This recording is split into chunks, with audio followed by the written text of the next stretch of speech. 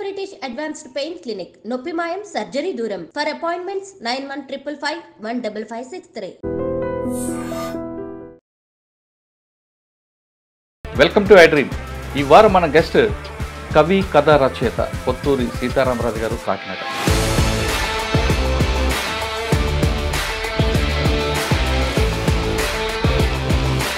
కవితలుగా కథా రచయితగా మారాలనుకున్నారు.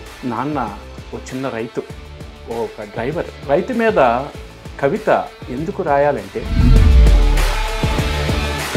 వర్షం కోసం ఎదురు చూసే నాన్న కంటనీరు తొడవటానికి నేను నాన్ననయ్యేవాడిని. కెరటం వస్తుంటే నీ వస్తున్నావన్న ఆనందం, తిరిగి వెడుతుంటే రావేమో అనే దిగులు, ఈ ఆటుపోటులు భరించలేను. త్వరగా రావు.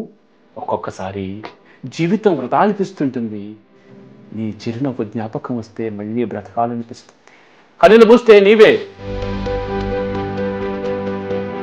ఒక అనుభూతి మరో అనుభూతిని ఆస్వాదిస్తుంది. ఒక కోరిక మరో కోరికను జయిస్తుంది.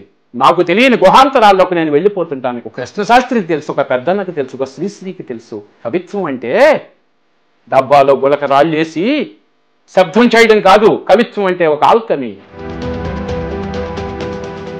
నేను ఒక మనిషికి మంచి పని చేశాను, ఈ ప్రతిఫలం దేవుడి మీద వేయడం మంచిదంటారా, లేదు ఆ ప్రతిఫలం నాకే కావాలని ఆశించడం తప్పు.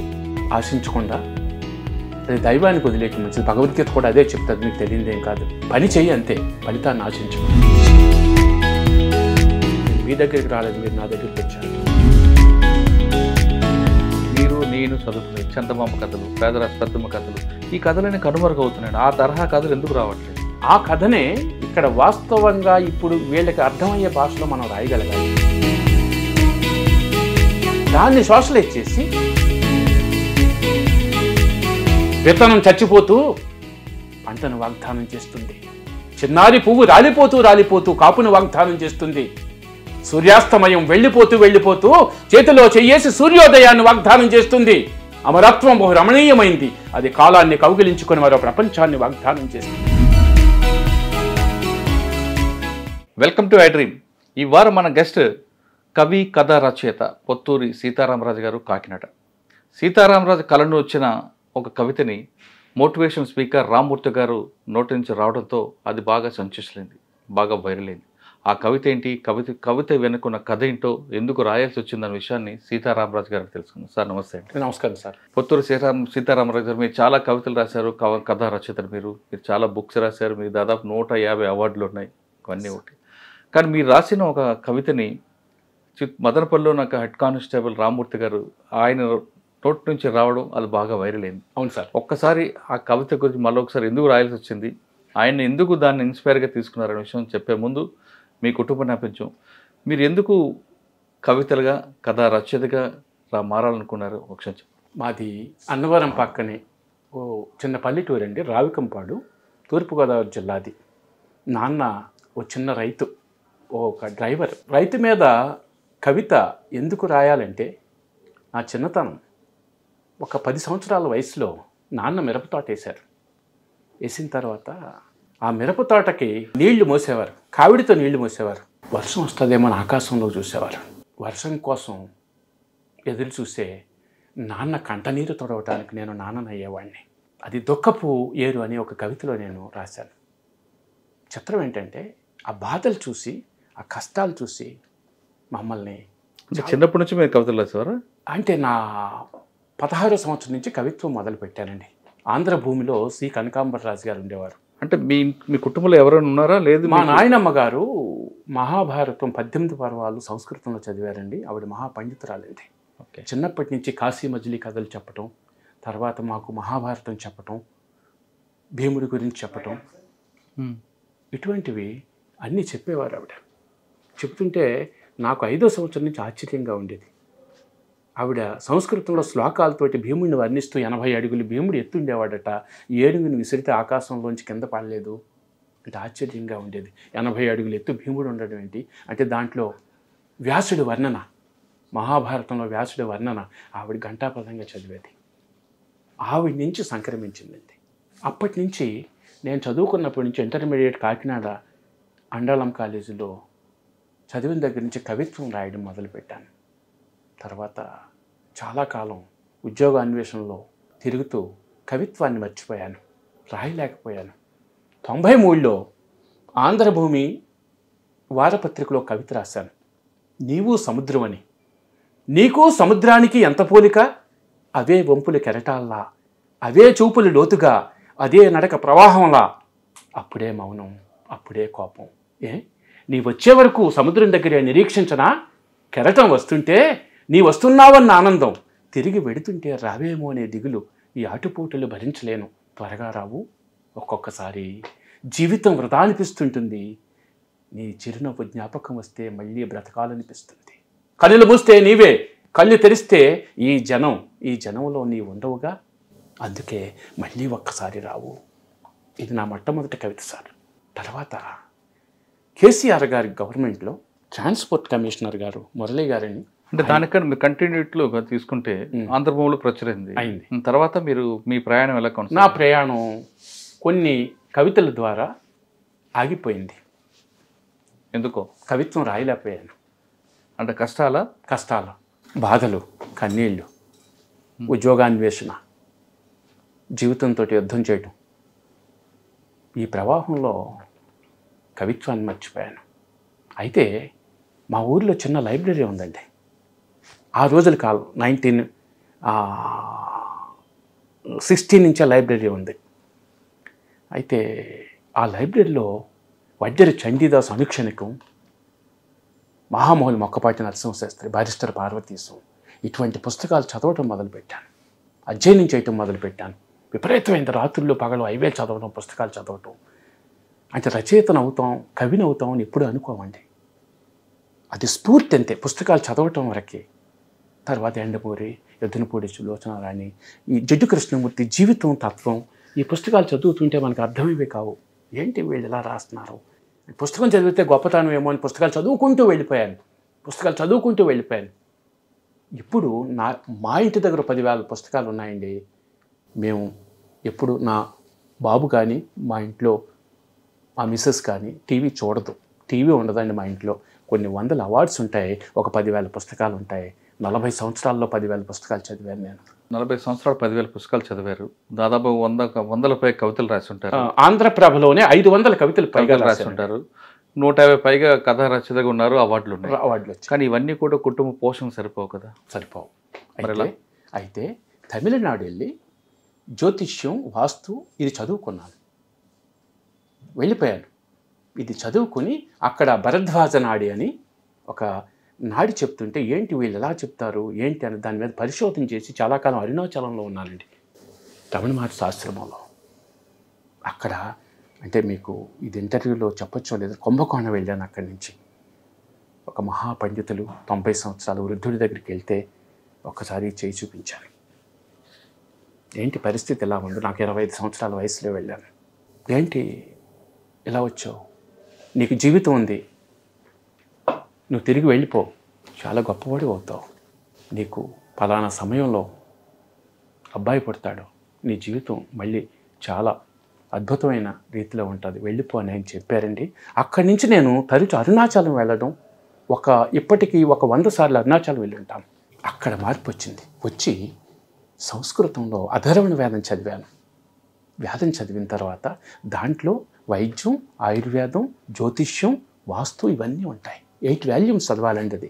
అవి చదివిన తర్వాత ఇవన్నీ అవపోసన పట్టాను. కవిత్వం మర్చిపోయాను, కథ మర్చిపోయాను, ఏమీ లేదు అసలు. అరుణాచలం అన్నది మీకు వైబ్రేషన్ తీసుకొచ్చింది. అంటే 40 కిలోమీటర్ గిరి చుట్టూ గిరి ప్రదక్షిణ చేశారు. ఒక 40 సార్లు ప్రదక్షిణ చేశానండి. పైకి కూడా విరూపాక్ష గుహలని స్వామి 1922, 23లో కూడా ఆయన తపస్సు చేసిన అక్కడ చాలాసేపు కూర్చునేవాళ్ళం అండి. పైన ఆ త్రిమూర్తి స్వరూపమైన ఆ పర్వతం ఎక్కి అక్కడ చాలాసేపు కూర్చుని కిందకు వచ్చేసేవాళ్ళం. అక్కడ రజనీకాంత్ గారు కనిపించారు. ఎన్నోసార్లు నేల మీద కూర్చుని ఇళయరాజా, ఈ సినిమా యాక్టర్ వెంకటేష్ గారు చాలాసార్లు నెంబర్ ఆఫ్ టైమ్స్ వీళ్ళు కనిపించేవారు. ఇళయరాజా గారు అయితే కింద కూర్చుని పాట ఆయన మ్యూజిక్ చేస్తాడు అక్కడ స్వామి సమాధి దగ్గర. నేను ఎన్నోసార్లు చూశాను. అక్కడి నుంచి కుంభకోణం వెళ్ళాను. వెళ్ళి ఈ చేయి చూపించాను సార్.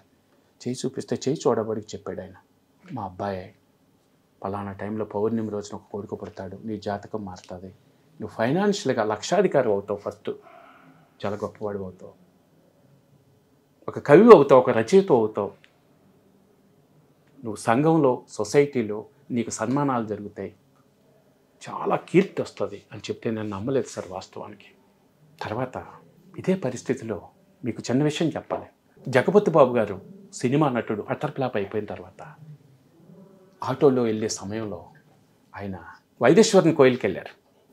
వెళ్ళిన తర్వాత జ్యోతిష్య పండితుడు ఎక్కడ నేను వెళ్ళి చెప్పించుకున్నానో అక్కడే అదే జ్యోతిష్య పండితులు వారు ఆయనకి చెప్పారు, ఫలానా సమయంలో నువ్వు గొప్పవాడు అవుతావు. యాక్చువల్గా నేను జాతకాన్ని నమ్మను, జగపతి బాబు గారు కూడా జాతకాన్ని నమ్మడం. తిరిగి వచ్చిన తర్వాత ఒక 5 లక్షలు అడ్వాన్స్ ఇస్తే కొంచెం ఖర్చులు సరిపోతాయేమో అన్న ఆయనకున్న ఆయన లెజెండ్ సినిమాకి చెక్ రాసి ఇచ్చాడు ఆయన, బోయపాటి శ్రీని గారు. ఇది ఆయన ఇంటర్వ్యూలో చెప్పాడు. ఆశ్చర్యపోయాను. మిరాకిల్, అద్భుతం. అంటే ఆయనకంటే ముందు ఆయన 2013 అది. సరే, నేను అంతకంటే ముందు వెళ్ళి అసలు ఇదేదో కొత్తగా ఉంది, చిత్రంగా చెప్పటం అని నేను ఈ ఫార్మిస్ట్రీ అప్పుడు నేర్చుకున్నాను. 25 ఇయర్స్ నుంచి నేర్చుకున్నాను, గ్రంథాలు చదివాను. తమిళనాడు ఆ యూనివర్సిటీకి వెళ్ళి ఆ లైబ్రరీకి వెళ్ళి కొన్ని గ్రంథాలు తీసుకుని అక్కడ తాళపత్ర గ్రంథాలు అన్నీ సేకరించి మా ఇంటికి తెచ్చుకుని చదవటం మొదలుపెట్టాను, అధ్యయనం చేయటం మొదలుపెట్టాను. అది ప్రొఫెషన్ కాదు, ఇప్పటికీ కూడా ప్రొఫెషన్ కాదు. వేదంలోని కొన్ని తీసుకుని, నిఘంటువులను తీసుకుని, ఆ సారాన్ని తీసుకుని ఏ మనిషికి వైద్యం ఎలా చేయాలి, ప్లానెట్ సిస్టమ్ తోటి గ్రహాలకు సంబంధించి, రాహువుకి సంబంధించి, కుజుడికి సంబంధించి, కేతువుకి సంబంధించి, సూర్యుడికి సంబంధించి ఏమేం చేయాలన్నది 4 వేదాలు ఏ వేదాన్ని ఎంచుకున్నారు మీరు? అథర్వణ వేదం. ఎందుకండి మీరు ఋజ్విక్ కానీ సామవేదం కానీ యజుర్వేదం ఎంచుకోలేదు? జ్యోతిష్యం అథర్వణ వేదంలో ఉంటుంది, మిగతా దాంట్లో ఉంటుంది. ఇప్పుడు మీరు యజుర్వేదం అన్నారు, కృష్ణ యజుర్వేదం పండితులు చదువుతారు. అది వాళ్ళు యజ్ఞం చేయడానికి యజుర్వేదం పనిచేస్తుంది. అంటే మీరు వైద్యం కోసం అన్నాను, జ్యోతిష్యం కోసం తీసుకున్నారు. ఇష్టం. దాంట్లో మాస్టర్ని అయ్యాను. అయిన తర్వాత ఒక్కరోజు మీకు చెప్పాలి, IRDA director general doctor DVS Sastri is from Bombay. ఆయన అమెరికాలోనే ఎక్కడ ఉన్నారు నాకు తెలీదు. ఇది 2009లో ఆయన నా అపాయింట్మెంట్ తీసుకుని 3 సార్లు వచ్చారండి. ఇంటర్వ్యూ రేపు పొద్దుట చూస్తారు. ఆయన భార్య ఒకసారి ట్రైన్లో వెళ్తుంటే, తెనాల్లో దిగుతుంటే, రమావతి అండి, ఆవిడ ఉస్మానియా యూనివర్సిటీలో పనిచేసేవారు. మీ అమ్మాయి అమెరికాలో ఉంది కదా అన్నాను నేను ఇలాగా పక్కనే కూర్చుని. ఎలా తెలుసు మీకు? నాకు తెలిసిపోతాయి. సరే, వేరే మ్యారేజ్ కోసం ప్రపోజల్ అవుతుంది, మీకు ఇష్టం లేదు కదా అన్నాను. వెంటనే సార్కి ఫోన్ చేసింది. సార్ చీఫ్ సెక్రటరీ గారు కూడా చేశారు, రిజర్వ్ బ్యాంక్ మేనేజర్గా చేశారు డాక్టర్ DVS శాస్త్రి, దువ్వూరి వెంకట సుబ్రహ్మణ్య శాస్త్రి. వెంటనే ఆ బాబు నెంబర్ తీసుకుని కాంటాక్ట్ తీసుకుని రా, నేను బయలుదేరి వస్తున్నాను అన్నాడు. ఆయన 3 సార్లు వచ్చారు సార్ డాక్టర్ DVS మీ దగ్గరికి. ఎస్, ఆయన ఫొటోస్ ఉంటాయి సార్, మళ్ళీ పంపిస్తాను మీకు. ఇద్దరే డాక్టర్ DVS శాస్త్రి, చిన్నపిల్లాడు. ఆయన పెద్ద బ్రాహ్మణుడు, 6 feet ఉంటాడు. సరే, తర్వాత ఏంటిది, నువ్వు ఎలా చెప్పగలుగుతున్నావు, ఏంటి, ఆశ్చర్యంగా ఉంది మాకు అని చెప్తే, ఏమో నాకు తెలిసిపోతుంటుంది అంత ఇలా. సార్, సాధారణంగా జ్యోతిష్యం అనేది అగ్రవర్ణాలైన కొంతమందికి మాత్రమే ఆ కుటుంబాలకు ఉంటాయి. మీది వైష్ణవ, మీరు క్షత్రియులు. అవును. మీరు వేటాడే మనస్తత్వం మీది, రాజులు పరిపాలించేవారు. అవును. ఇందులోంచి ఇందులోకి వచ్చినప్పుడు ఆ సామాజిక వర్గాలు మీకు అడ్డుకోలేదా? అడ్డుకోలేదు, విచిత్రంగా చూశారు. అదే మేము చేయాల్సిన పని నువ్వు చేస్తున్నావు అని అడగలేదు? విచిత్రంగా చూశారు. బ్రాహ్మణ ద్వేషిని అయ్యాను, అథెంటిక్గా చెప్పడం. ఇప్పుడు మీరు దైవభక్తులు, మీ చేయి చూస్తే మొత్తం మీకు చెప్పేస్తాను, నేను ఇప్పుడే చెప్పేస్తాను, మీ మనస్తత్వం చెప్పేస్తాను, తెలిసిపోతుంటుంది, ఆటోమేటిక్గా తెలిసిపోతుంది. చెప్పండి. సపోజ్ మీరు చిన్నప్పటి నుంచి కష్టాల్లో పెరిగారు, బాగుంది. గొప్పతనం ఏంటంటే పెద్ద కళారంగంలో చాలా వైభవం పొందుతారు. ఒక నిజం చెప్పనా, మీకు ఎంత వయసు చెప్పండి, మీరే చెప్పండి, మీరు చెప్పండి. మీరు చేసి చూసి చెప్తాను. 50. మీరా? మీది? నాదా? నాది 54. ఎస్, 50 దాటింది క్రాస్. ఏమండి, అంటే చిన్నప్పటి నుంచి కష్టాలు పడుతున్నారు, తర్వాత వస్తారన్నది సాధారణంగా అందరూ అందరూ చెప్తున్నారు, అందరూ చెప్పిదే. కానీ మీకు 2026లో ఈ దేశం గర్వించదగ్గ గొప్ప స్థాయిలోకి మీరు వెళ్తారు. ఓకే. అయితే నక్షత్రం మీద, ప్లానెట్ సిస్టమ్ మీద కూడా నేను చెప్తాను.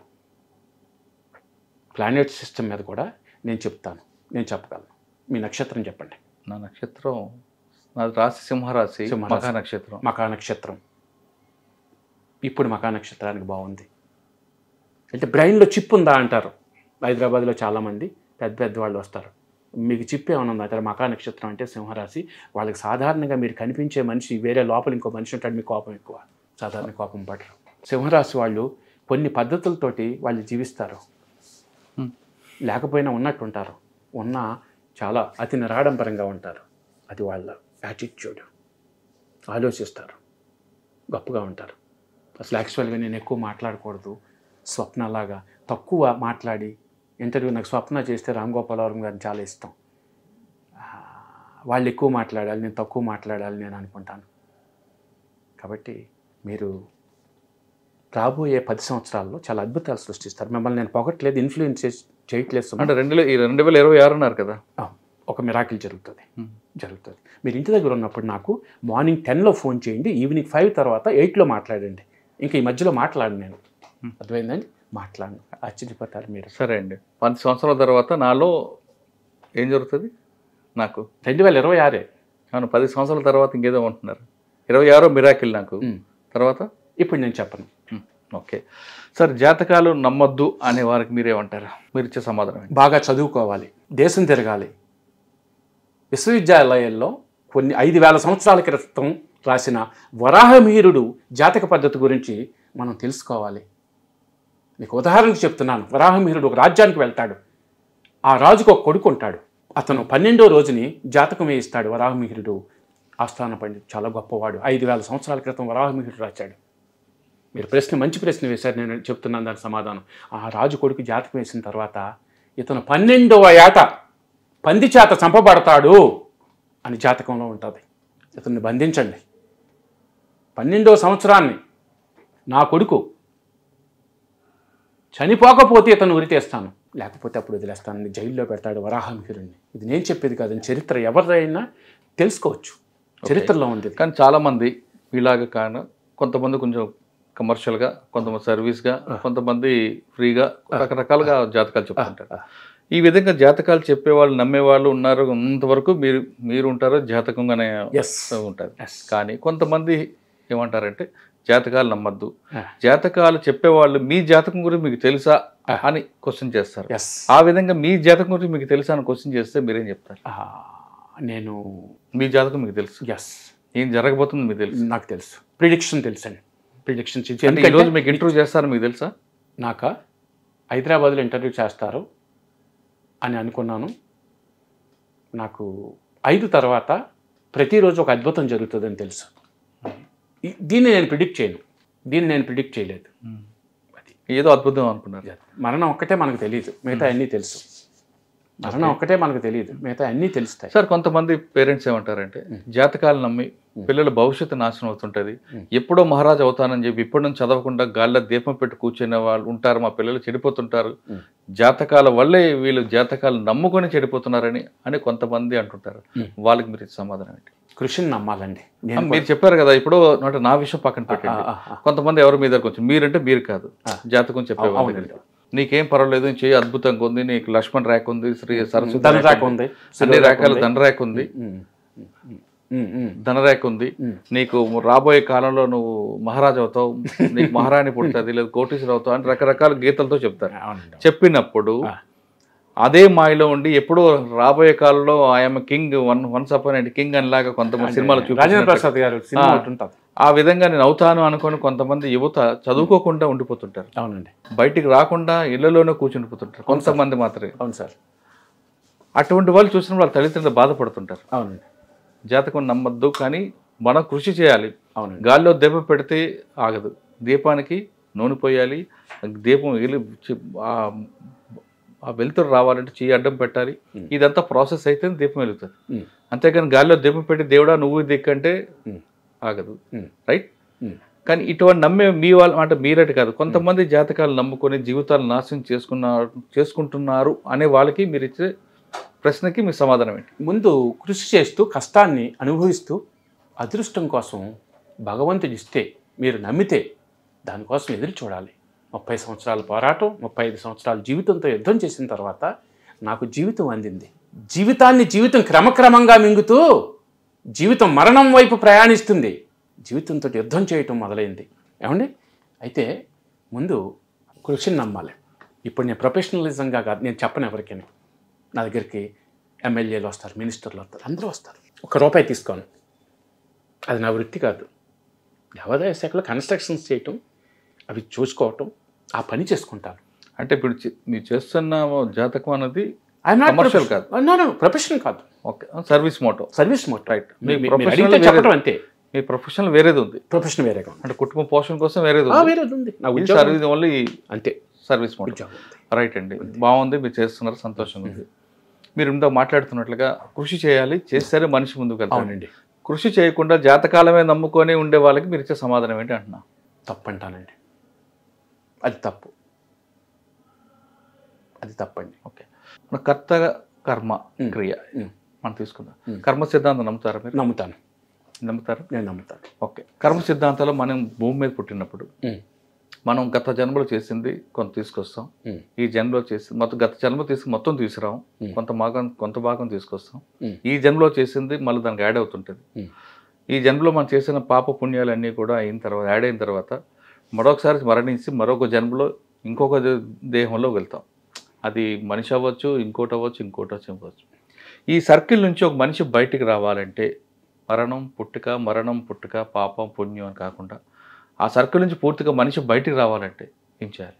ప్రవర్తన, నడవడిక, మంచి బుద్ధి. ఇది తప్పు చేస్తున్నాం, ఇది తప్పు మాట్లాడుతున్నాం, ఇది ఇలా ఉండకూడదు, ఇలా చేయకూడదు అని ప్రతి విచక్షణ జ్ఞానం, ప్రతి సమయం, ప్రతి సెకండ్ ఉండాలి మనకి. అది ఉంటే ఆటోమేటిక్గా జీవితం చాలా సక్రమంగా వెళ్తుంది. నేను ఒక 20 years నుంచి చాలా హ్యాపీగా ఉన్నాను. ఓకే, అసలు దేని మీద నాకు ఆశ లేదు. మీ గురించి మాట్లాడలేదు, జనరల్గా పబ్లిక్ గురించి మాట్లాడలేదు. పబ్లిక్ కూడా అలాగే ఉండాలి. పబ్లిక్ అలా ఉండాలి. ఒక మనిషి ఒక మంచి పని చేస్తారు, మంచి పని చేసిన వెంటనే అటువైపు నుంచి ఏదో ఆశిస్తాడు. నేను చేసిన వ్యక్తి గురించి రావడం కానీ లేదా మంచి పని చేశానని. ఆ విధంగా ఆశించిన తర్వాత ఆశించింది రాకపోతే ఆ వ్యక్తి మీద దుమ్మెత్తిపోస్తుంటాడు. అటువంటి వ్యక్తికి ఏం చేయాలి? లేదు, ఆశించకుండా నేను ఒక మనిషికి మంచి పని చేశాను, ఈ ప్రతిఫలం దేవుడికి అని దేవుడి మీద వేయడం మంచిదంటారా? లేదు, ఆ ప్రతిఫలం నాకే కావాలని ఆశించడం తప్పు. ఆశించకుండా అది దైవానికి వదిలేయటం మంచిది. భగవద్గీత కూడా అదే చెప్తుంది, మీకు తెలియదేం కాదు. నువ్వు పని చెయ్యి అంతే, ఫలితాన్ని ఆశించుకో. మీరు నన్ను కలవడానికి కూడా రుణానుబంధం ఉంది. నాకు అదృష్టం, నేను మీ దగ్గరికి రాలేదు, మీరు నా దగ్గరికి వచ్చారు. నిత్యం గాయత్రి ఉపాసన చేస్తాను ఉదయమే. ఇప్పుడు దీపారాధన చేసి వచ్చాను. అమ్మవారి బొట్టిది శక్తితోటి వచ్చాను. నేను మీ దగ్గరికి 9th 10th మీకు వచ్చి, నేను రవీంద్ర భారతిలో పుస్తకావిష్కరణ, నేను 9th మార్నింగ్ దిగుతాను. మిమ్మల్ని పిలిచి ఆతిథ్యం ఇచ్చి కూర్చోబెట్టుకుని కాసేపు మాట్లాడి ఇంటర్వ్యూ చేద్దాం నేను అనుకున్నాను. మీరు నా దగ్గరికి వచ్చారు, నేను మీ దగ్గరికి రాలేదు. దీన్ని నేను నమ్ముతాను. అంటే మీ దగ్గరికి మీకోసం రాలేదు మీరు? నాకు తెలుసు, ఇది అదృష్టమే కదా. నా కోసం రాకపోయినా అదృష్టమే కదా. నాకు కష్టాన్ని కలిగించలేదు మీరు. అవును, నాకు కష్టాన్ని కలిగించలేదు. ఓకే, మనం కాసేపు పక్కన పెడతాం. మీరు రాసిన మంచి కవితలు చెప్పండి, మీకు బాగా హృదయానికి. ఎందుకంటే మీరు రాసిన ప్రతి కవిత వెనక ఒక జీవిత సారాంశం కనిపిస్తుంది. ఒక శ్రామికుడి కష్టం కనిపిస్తుంది, ఒక రైతు కష్టం కనిపిస్తుంటుంది, ఒక ఉద్యోగ బాధలు కనిపిస్తుంటాయి, గృహిణి బాధలు ఇంకా కనిపిస్తుంటాయి. అంటే ఒక్కొక్క ఇన్సిడెంట్ తీసుకొని మీరు కవిత అల్లుకుంటూ రాస్తాను. మీకు ఆ విధంగా అన్ని వర్గాల వారికి నచ్చినది నాకు డాక్టర్ అద్దేపల్లి రామ్మోహన్ రావు గారని కాకినాడలో చాలా పెద్ద కవి, ప్రముఖుల వారు. ఆయన ఎప్పుడు ఈ కవిత చెప్పించుకునేవారని నా చేత. నాకు మనిషి కావాలి, నాకు మనిషి కావాలి, అతని చిరునామా కావాలి. మనిషి తన సమస్యల మళ్ళా పానుపోయి పడుకుని జీవితాన్ని ఎక్తారగా మెట్టగలగాలి. అలాంటి మనిషి కావాలి, నాకు అతని చిరునామా కావాలి. మనిషి అంటే తన హృదయాన్ని జనసంద్రపు లయం చేయాలి. అలాంటి మనిషి కావాలి, నాకు అతని చిరునామా కావాలి. మనిషి తన సమస్యల వల్ల పాన్పోయి పడుకుని జీవితాన్ని ఎక్తారగా మెట్టగలగాలి. అలాంటి మనిషి కావాలి, నాకు అతని చిరునామా కావాలి. మనిషి అంటే భూమి లోతుల్లోని ఖనిజాలను బయటకు తీయగలుగుతున్నాడు, మనిషి గుండె లోతుల్లో నిజాన్ని బయటకు తీయలేకపోతున్నాడు. అలాంటి మనిషి కావాలి, నాకు అతని చిరునామా కావాలి. మనిషి అంటే 6 అడుగుల జడత్వం కాదు, 60 kgల నిశ్శబ్దము కాదు. మనిషి అంటే ఓ కదలిక, మనిషి అంటే ఓ చప్పుడు, మనిషి అంటే ఓ ప్రపంచనం. అలాంటి మనిషి కావాలి, నాకు అతని చిరునామా కావాలి. 2016లో రాశాను. ఖాళీ సీసాలో మనిషి, దాని వెనుకున్న స్టోరీ చెప్పు. ఖాళీ సీసాలో మనిషి అంటే జీవితం, ఈ దేహం అద్దెకి తెచ్చుకున్నారు మీరు. రమణ మహర్షి కూడా అదే చెప్తారు. ఆయన అద్దెకి వచ్చింది. ఒక స్త్రీకి మగాడు జేబులో డబ్బులు లేకుండా కనపడితే ఖాళీ సీసాతో సమానం. దాంట్లో రాశాను, కొన్ని కౌగిళ్ళు జేబులు తడుముతున్నాయి, కొన్ని కౌగిళ్ళు జేబులు తడుముతున్నాయి. మీ దగ్గర డబ్బులు లేకపోతే స్త్రీకి, భార్య అవ్వచ్చు, ప్రియురాలు అవ్వచ్చు, ఎవరైనా అవ్వచ్చు, అతను ఖాళీ సీసాతో సమానం అని రాశాను దాంట్లో. కానీ నేను దానికి ఏకీపించానండి. ఓకే సార్, చెప్పండి. తల్లి కడుపుని చూస్తుంది, భార్య జోబుని చూస్తుంది, కానీ తల్లికి జోబి చూడదు. మరి స్త్రీ అన్నారు. నేను భార్య ప్రియురాలు గురించి చెప్పాను, అమ్మ గురించి. అమ్మ గురించి కూడా చెప్పాలి కదా. చెప్పలేదు. అమ్మ ఎప్పుడు కడుపే చూస్తుంది, జోబు చూడదు. అమ్మ అనంత కావ్యం అని ఒక కథకి 10,000 రూపాయలు బహుమతి నాకు వేదనాగా ఫౌండేషన్. అంటే స్త్రీ అనగానే అందరూ స్త్రీలు వాళ్ళకి చూడరు, కొంతమంది భార్యలు భర్త బాగోగులు. అంటే నేను ఇక్కడ కొన్ని కౌగిళ్ళు జేబులు తడుముతున్నాయన్నాను. అది ప్రియురాలు మాత్రమే. ఎస్, భార్య కాదు. కాదు, అమ్మ కాదు, అమ్మ అసలు కాదు, అమ్మ అసలు కాదు, అమ్మ అసలు కాదు, భార్య కాదు, ప్రియురాలు. కొన్ని కౌగిళ్ళు జేబులు తడుముతున్నాయి. ఆ జేబులు తడిమే వాళ్ళకి మగాడు ఖాళీ సీసాలా కనపడతాడు. వాస్తవ జీవితంలోంచి, నిజ జీవితంలోంచి ఎన్నో చూశాను. ఆమె కళ్ళు ఎన్ని నిశరాత్రులు మోసాయో అంటాను. ఒక కవిత్వంలో, అనుభూతి కవిత్వంలో, ఒక అనుభూతి మరో అనుభూతిని ఆస్వాదిస్తుంది, ఒక కోరిక మరో కోరికను జయిస్తుంది. నాకు తెలియని గుహాంతరాల్లోకి నేను వెళ్ళిపోతుంటాను. కవిత్వం అంటే ఒక ఆల్కమీ. కవిత్వం ఒక కృష్ణశాస్త్రికి తెలుసు, ఒక పెద్దన్నకి తెలుసు, ఒక శ్రీశ్రీకి తెలుసు. కవిత్వం అంటే డబ్బాలో గులక రాళ్ళు వేసి శబ్దం చేయడం కాదు. కవిత్వం అంటే ఒక ఆల్కమీ. కవిత్వం అంటే ఒక కాలచక్రం. ఇది మీకు బాగా నచ్చింది. ఎస్. ఓకే, కథా రచయితగా చెప్పండి మీ ప్రయాణం. కథా రచయితగా నా ప్రయాణం ఏంటంటే, ఒక కథ నేను సమీక్షలు రాసేవాడిని ఆంధ్రప్రభలో. వారి పేరు చెప్పాలి, వైఎస్ఆర్ శర్మ గారని, ఇప్పుడు ప్రస్తుతం ఎడిటర్ కూడా. ఎక్కడ? ఆంధ్రప్రభ, హైదరాబాద్లో. ఓకే. వైఎస్ఆర్ శర్మ గారండి, చాలా పెద్దవారు, మంచి వ్యక్తి, గొప్పవారు. ఆయన ఒక 50 కవితలు రాస్తుంటే ఆయన పక్కన నేను రాసేవాడిని అండి 2016 నుంచి. ఇలా రాసే క్రమంలో ఏంటి ఇతను ఎవరని నాకు ఫోన్ చేశారండి ఒకసారి. ఆయన, చెప్పండి సార్ అన్న. అప్పటి నుంచి సమీక్షలు రాస్తుంటే ఒకరోజు ఆయన ఫోన్ చేసి అన్నారు, నువ్వు మంచి కథకుడు అవుతావు, కవిత్వాన్ని అడాప్ట్ చేసుకుని కథ కింద కూడా రాయొచ్చు కదా అన్నాడు. తర్వాత 100 నవలలు రాసిన, ఈ మధ్యనే కేంద్ర సాహిత్య అకాడమీ అవార్డు తీసుకున్న పి చంద్రశేఖర్ ఆజాద్ ఫోన్ చేసి, నువ్వు కవిత్వం బాగా రాస్తున్నావు, ఒక కథ సాక్షికి రాయి. రాజిరెడ్డి గారు, పూడి రాజిరెడ్డి గారు పనిచేసేవాడు ఆయన. అంటే జలప్రస్థానం అనే కథ రాశాను. నేను రాసిన మరుసటి వారంలోనే జలప్రస్థానం అనే కథ 2020 జనవరి సాక్షి ఆదివారం పండే బుక్లో వేసాడు ఆయన, నా ఫోటోతోటి. సార్ మీకు బాగా నచ్చింది చెప్పండి. అంటే మీరు కొన్ని కథలు, మీ కథ రచయితలు నాకు బాగా నచ్చిన కథ. అంటే మీ కథలో ఎక్కువగా జీవిత సత్యాన్ని తీసుకుంటున్నారు. అవునండి. సామాజికుడు అంటే మధ్యతర కుటుంబానికి, సామాన్యుడికి అందుబాటులో, అంటే వాళ్ళకి అర్థమైన భాషలో వాళ్ళు ఎదుర్కొంటున్న సమస్యల్ని ఈ కథ నాది అని భావించే విధంగా మీరు రాస్తున్నారు. ఆ విధంగా రాసిన ఒక కథ చెప్పు. నాకు అమెరికాలో తెల్సాలో బహుమతి వచ్చిన రాజావా కథ అండి. ఆ కథ బాగా నచ్చిందండి నాకు. అది మానవ హృదయాల్ని, బాధల్ని, కష్టాలని, సామాన్యుల దగ్గర నుంచి ఎలా ఉంటుందో చెప్పే కదండి. ఈ దేశంలో ఉండే ప్రముఖ 26 మంది రచయితలు అమెరికా రివ్యూలు రాశారు ఆ కథ మీద, అదే పుస్తకం దాని మీద. చెప్పండి దాని సారాంశం ఏంటి? దాని సారాంశం ఏంటంటే, మీ అస్తిత్వం కోసం మీరు జీవిస్తారు, మీ ఉనికి కోసం మీరు జీవిస్తారు. ఆ ఉనికి కానీ అస్తిత్వం కానీ దెబ్బ తీస్తే ఒక వర్గం కానీ, ఒక కులం కానీ, ఒక సమాజంలో కట్టుబాట్లు కానీ, మతం కానీ, అప్పుడు మీరు ఏం చేస్తారు? ఆయుధాన్ని పడతారు. 80 ఏళ్ల వృద్ధ స్త్రీ ఆయుధం పట్టాల్సి వచ్చింది 5,000 మంది మీద. 50 మందితోటి వెళ్ళి గెలిచింది.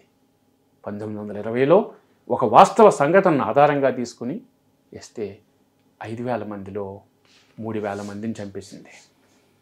తను చనిపోయింది. తన వర్గంలో 30 మంది చనిపోయారు. యుద్ధం రక్తపాతాన్ని మిగులుస్తుంది. కోర్టు జడ్జి గారు ఆఖరిని ఒక తీర్పు చెప్పాడు. 5,000 మంది 50 మందిని దాడి చేయడం తప్పు, వాళ్ళ సామాజిక వర్గం వేరు, మీరు వేరు, ఈ కేసు కొట్టేస్తున్నానని కొట్టేశాడు. అప్పటికే జైల్లో చాలామంది చనిపోయారు, కుటుంబాలు వెళ్ళిపోయాయి.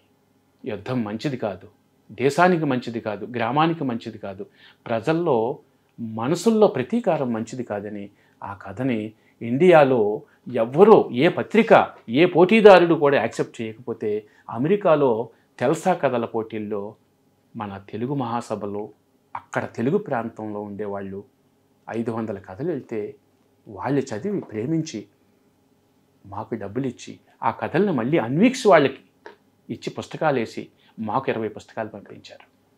అంతటి గొప్ప కథ సార్. సార్ మీ కథ అంతా బాగుంది, మీరు చెప్పిన సారాంశం కూడా బాగుంది. కానీ ఒకప్పుడు మీరు నేను చదువుకునేది చందమామ కథలు, పేదరాశి పెద్దమ్మ కథలు, ఈ కథలన్నీ కనుమరుగవుతున్నాయి. ఆ తరహా కథలు ఎందుకు రావట్లేదు? ఇప్పుడున్న జనరేషన్కి అది అర్థం కాకపోవచ్చు, ఇప్పుడున్న జనరేషన్కి, రాబోయే జనరేషన్కి అనుగుణంగా వాళ్ళకి అర్థమయ్యే రీతిలో ఆ కథల్ని మనం తీసుకొస్తే బాగుంటుంది. చాలా మంచి ప్రశ్న వేశారు మురళి గారు. తీసుకురావటానికి దాన్ని, ఆ కథనే ఇక్కడ వాస్తవంగా ఇప్పుడు వీళ్ళకి అర్థమయ్యే భాషలో మనం రాయగలగాలి. అంటే ఒక చందమామ కథ చదవంటే ఎందులో ఎంతో చాలా ఉంటుంది. అది మీ తరానికి నా తరానికి అలవాటండి. ఇప్పటి తరానికి ఇప్పుడు మా అబ్బాయికి ఆ చందమామ, బట్టి విక్రమార్కుడు, బేతాళుడు భుజం మీద చెట్టుపైకి వెళ్ళిపోవడం, ఇవన్నీ అర్థం కావాలి. పెద్దమ్మ దాన్ని సోషలైజ్ చేసి మనం ఇప్పటి వచన రూపంలో, మేము కవిత్వం ఎలా వచన రూపంలో రాస్తున్నామో ఆ కథని సోషలైజ్ చేసి వేరే పాత్ర ద్వారా, ఇప్పుడు శవం భుజం మీదకి వెళ్ళిపోయింది అభూతంగానే, ఒకరు తీసుకుని వెళ్తుంటే చెట్టు మీద వెళ్ళిపోయింది అని ఇలాగ అడాప్ట్ చేసి రాయడం అన్నది ఈ ప్రశ్న చాలా అద్భుతంగా ఉంది. నిజమే, ఆ చందమామ కథలని ఇప్పుడు రాస్తే ఇప్పుడు ఈ భావితరం చదువుకోవడానికి వీలుగా ఉంటుంది. మీరు చెప్పింది వాస్తవం. అంటే మీరు ప్రయత్నం చేయొచ్చు కదా. నేను చేస్తాను, తప్పకుండా చేస్తాను. నేను చేసి ఇవన్నీ అయ్యండి. మీరు మంచి ప్రశ్న వేశారు. నేను చేసి ఇవన్నీ అయ్యాయి. 40 సంవత్సరాల కథలను మళ్ళీ తిరిగి రాస్తాను, ఎవరు పట్టుకోలేరు. మొన్నే స్వాతి అనిల్ అవార్డులో నాకు కథ వచ్చింది, ఇంకా గీని చిత్రం అని. ఆశ్చర్యపోతారు మీరు కథ చెప్తే. అమెరికాలో ఒక అత్యంత పెద్ద ధనవంతుడు వేమూరి బలరాం గారు ఉత్తరం రాశారు.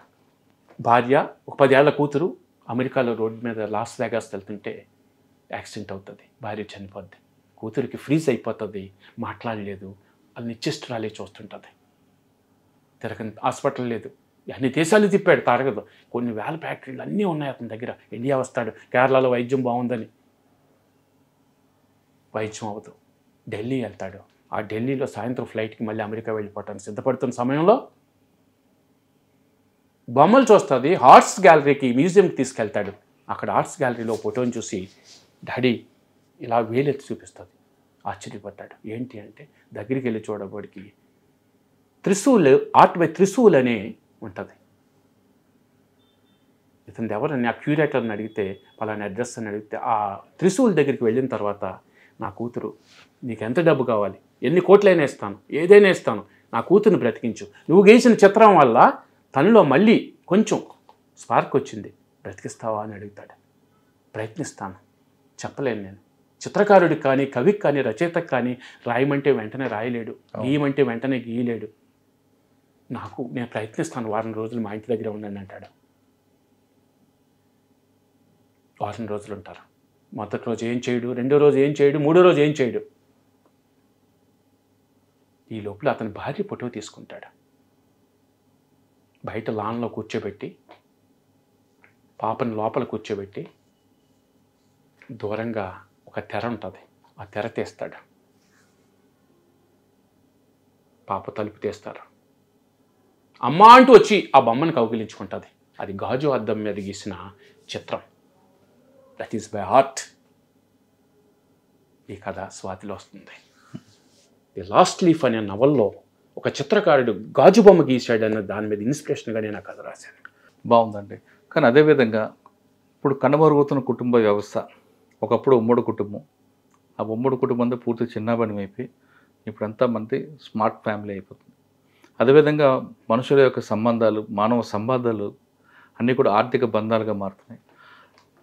ఈ రెండింటినీ జనానికి అర్థమయ్యే విధంగా ఉమ్మడి కుటుంబం ఉంటే ఎలాగ బెనిఫిట్ ఉంటుంది, మానవ సంబంధాలు ఆర్థిక సంబంధాలు కాకుండా మానవ సంబంధాలుగా ఉంటే ఎలాంటి మంచి కుటుంబం ఉంటుంది, మనుషుల ప్రవర్తన ఎలాగ వస్తుంది, అనే ఒక సామాజిక అంశాన్ని జనంకి అర్థమయ్యే రీతిలో, అంటే ఇప్పుడున్న జనరేషన్కి అర్థమయ్యే రీతిలో మీరు కథలు రాయగలరా?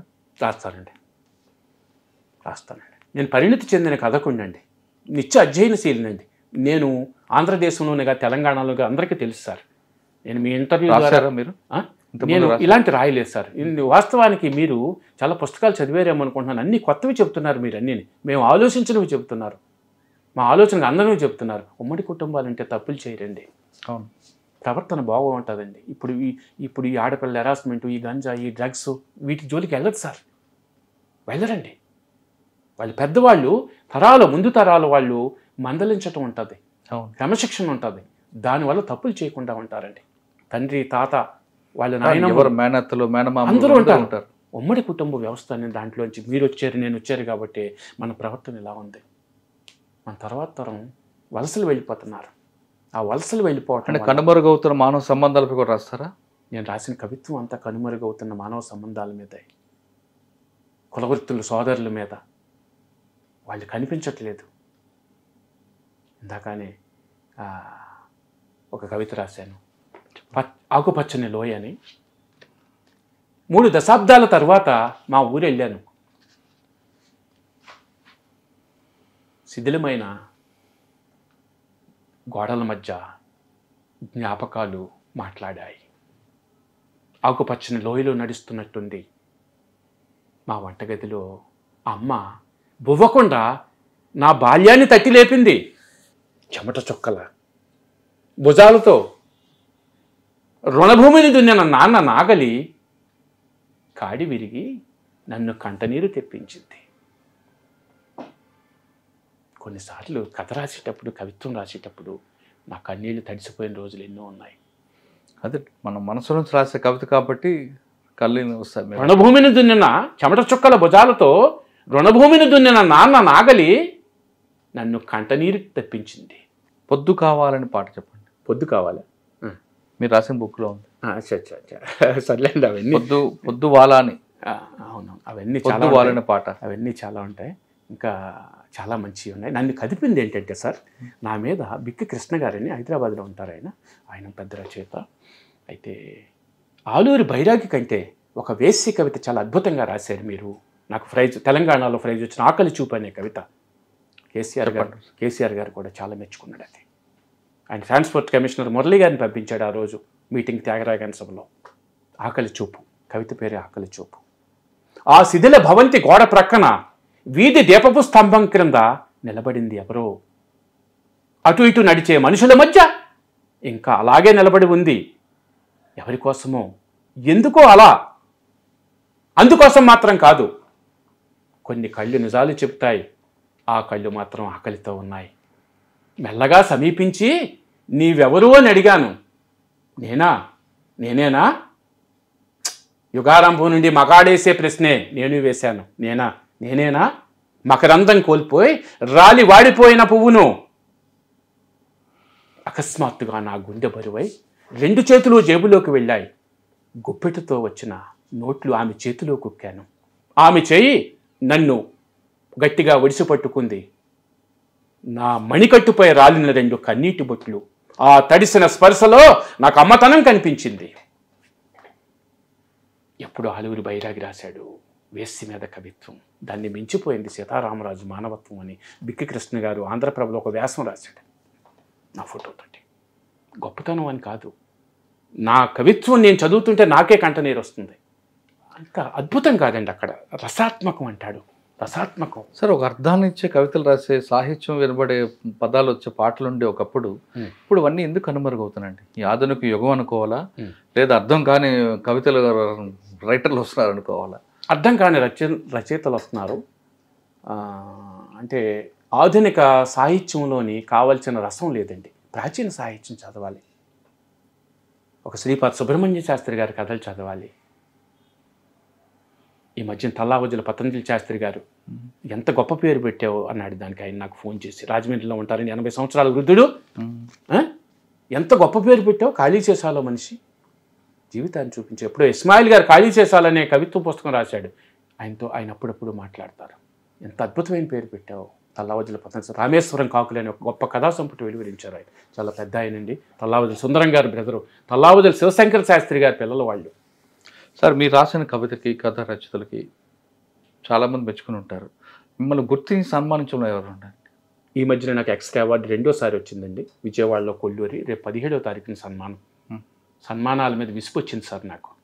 కానీ సన్మానాలతోనే మీకు కడుపు నిండుతుందా, ఇంకా వేరే ఉందంటారా? కుటుంబ పోషణ ఎలా జరుగుతుంది? కుటుంబ పోషణ నేను కన్స్ట్రక్షన్ చేస్తుంటాను సార్. దేవాలయాలు టెండర్స్ వేసి వర్క్ చేసుకుంటాను. I'm financial. కానీ కవితలు ఎవరు కవి పాటలు రాసే వాళ్ళకి కానీ ఈ సన్మానాలే కడుపు నింపుతుంటాయి అనేది ఒక వార్త ఉంది. ఇది నాకు ఎక్కువ ఇష్టం సార్, ఎక్కువ ఇష్టం. దీనివల్ల ఇంకొక 100 ఏళ్ళు బ్రతకాలనిపిస్తుంది. నిజం, చాలా సంతోషం. దీనికి వారసుడిగా ఉన్నారు మీ వాళ్ళు ఎవరైనా? మా అబ్బాయి మొన్నే కథ రాసాడండి. మా మిస్సెస్ కథా రచయిత్రి.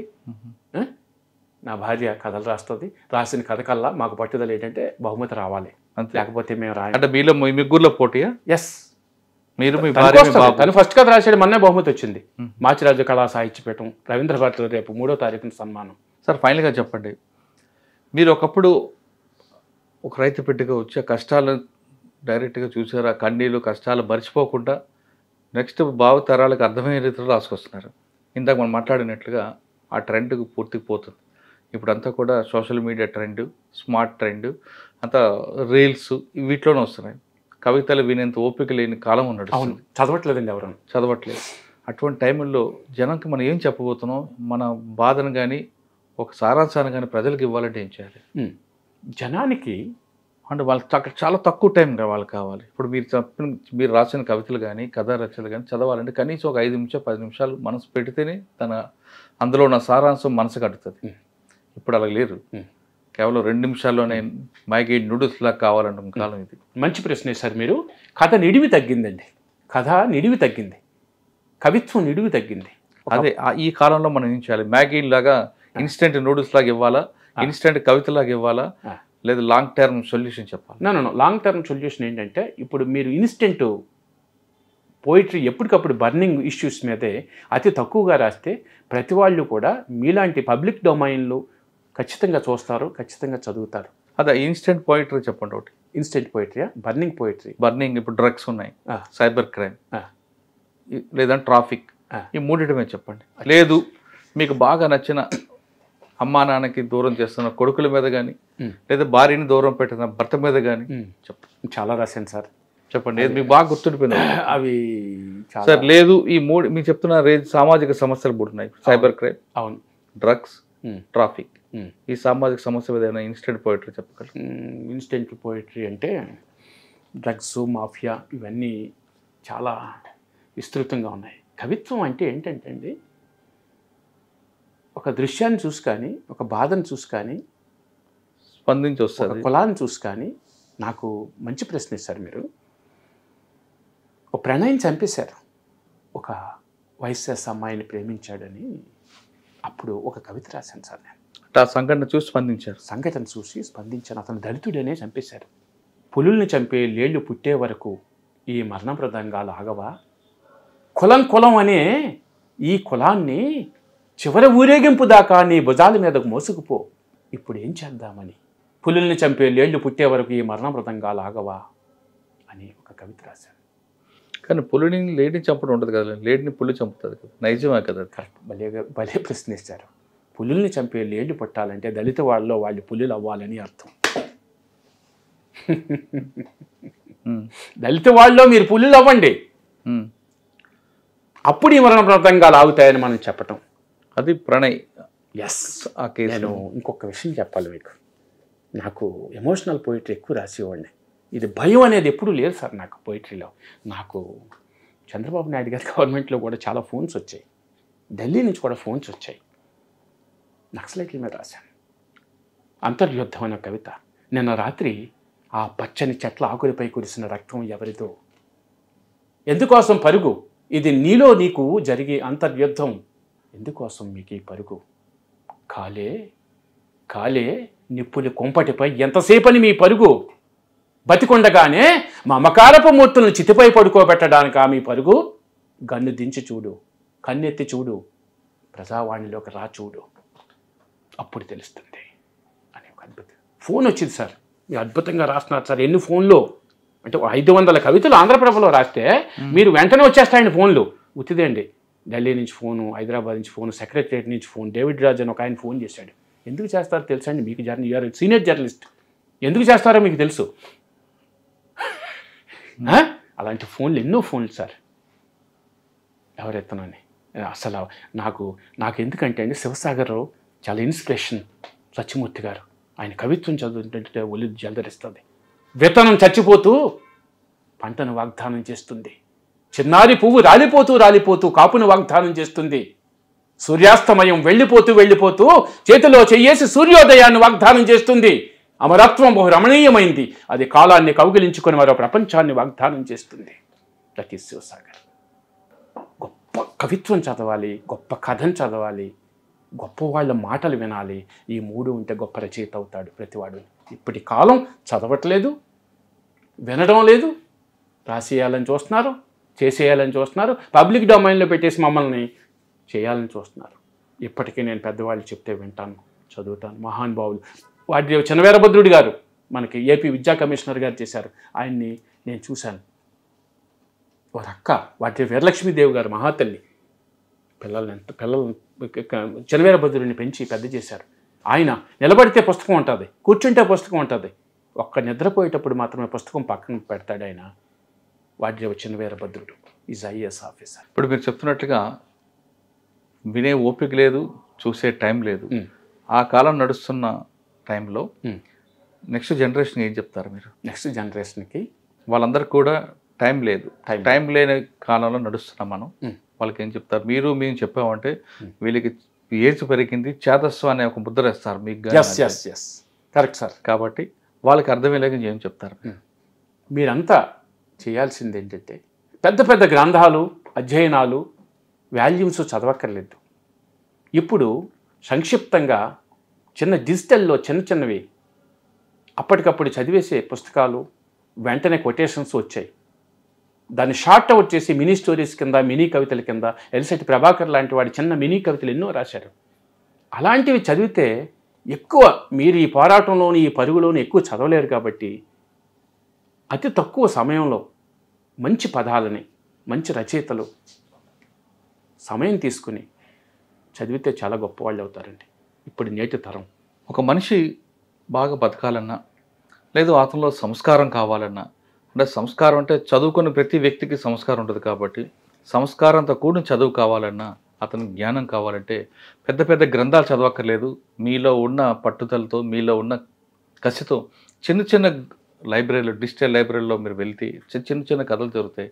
దాంతో మీకు జ్ఞానం పెరుగుతుంది. దాంతోపాటు సంస్కారంతో కూడిన చదువు కూడా అభ్యుతంలో దొరుకుతుంది అంటున్నారు పొత్తూరి సీతారామరాజు గారు. ఆయన కష్టాలు, కన్నీళ్ళు అనుభవించిన కథ చూశారు కాబట్టి ఆయన కళ నుంచి ఆ కథలన్నీ కూడా మన కళ్ళ ముందు వచ్చాయి.